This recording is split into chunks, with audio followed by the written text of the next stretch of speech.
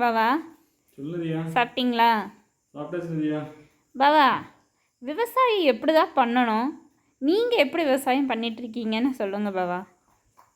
விவசாயங்கிறது என்னதியா, ஒரே ஒரு பயிரை மட்டும் நம்பி பண்ணக்கூடாது. நம்ம ஒரே ஒரு இதை மட்டும் பண்ணோம்னா அது வந்து எப்படி நம்மளுக்கு எண்ட் ரிசல்ட் எப்படி வரும்னு சொல்லி யாருனாலையுமே ப்ரெடிக்ட் பண்ண முடியாது. சரியா? அதனால வந்து எல்லாமே இன்டகிரேட்டடாக பண்ணணும். ஸோ நம்ம வந்து மாடு இருக்கணும், ஆடு இருக்கணும், கோழி இருக்கணும். சரியா? இதில் வந்து நம்ம டெய்லி வருமானம் பார்த்தீங்கன்னா ஏதாவது கீரைகள் இல்லை முட்டை, கோழி முட்டைகள் இதெல்லாம் வந்து நம்மளுக்கு டெய்லி வருமானம். ஒரு 10 நாள் 15 நாள் வருமானம் பார்த்தீங்கன்னா மாட்டுப்பால். சரியா?